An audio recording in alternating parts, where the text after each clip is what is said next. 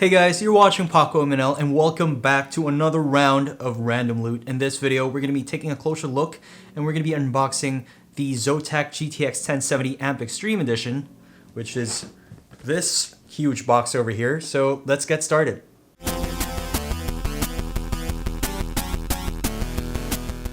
The GTX 1070 uses the same 16nm process and Pascal architecture as its big brother, the GTX 1080. However, it runs at a lower clock speed and has less CUDA cores.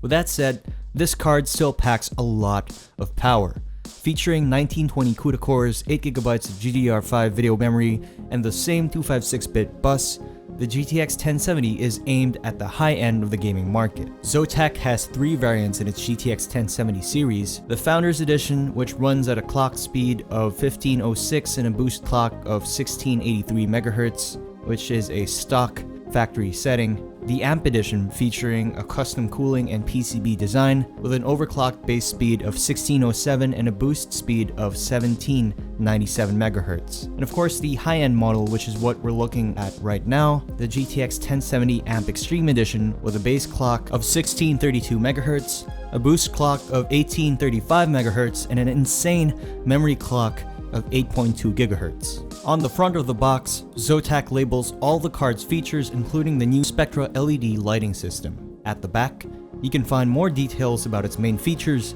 system requirements, and specifications. When you open the package, you'll find that gigantic graphics card is very well protected and tightly packed. Zotac provides 2 pieces of dual 6-pin to 8-pin PCIe adapters, a driver disc with a case badge, and a user's manual. Mostly standard stuff.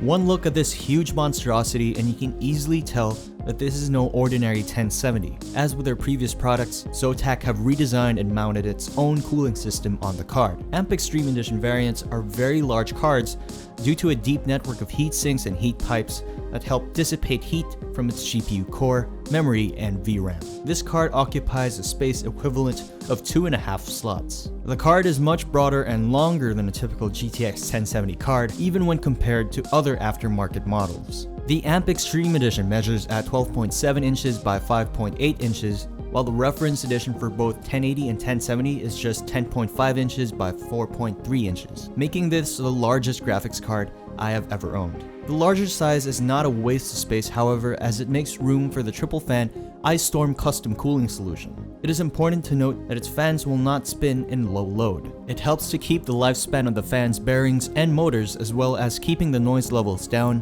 when extra cooling is not needed. On the rear I/O, the video outputs are the same as on its Founders Edition. A single dual-link DVI-D, 3 DisplayPort, and an HDMI 2.0 port. The triple fan Ice Storm cooling system uses 3 fans with a unique design. The secondary layer of fins toward the central area is supposed to scoop air from the dead zone of the fan. The GPU cooling shroud has LED highlights around the fans. These multicolored LEDs provide 7 colors with 4 lighting modes. Above the mid-placement fan, you'll find another LED highlight that glows Zotac from the left side. On the custom backplate, Push the Limit lights up when it's plugged in as well.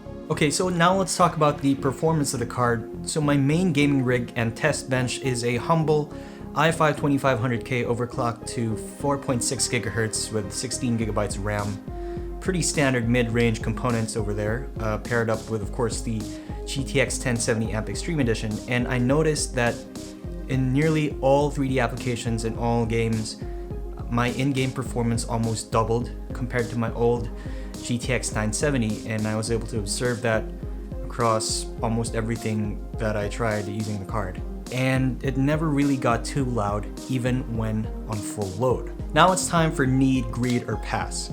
I chose greed on this because while I did need a GPU upgrade to replace my old GTX 970, I could have gone with something a lot more cheaper without losing too much. But if you don't mind paying a bit extra for the 10% faster performance and the flashy aesthetic of the GTX 1070 Amp Extreme Edition, then this is most certainly a good buy. Overall, I don't have any regrets buying this card. My only complaint is that the card itself is too heavy, it being a 2.5 slot custom cooling solution. It sags a bit on the case, so maybe they could have included a PCIe support bracket to help keep the card in place, but other than that, I was just really nitpicking. There's really nothing wrong with the card, and I absolutely love the card. Again, if you don't mind paying a little bit extra, the bottom line is that I would easily recommend this card to anyone looking for a new GTX 1070, as it is the fastest variant out on the market right now. It's absolutely perfect for 1080p, 1440p, or ultra-wide resolutions, so it's definitely a great buy. Let me know in the comments section down below if you're planning to get a GTX 1070 Amp Extreme Edition for yourself.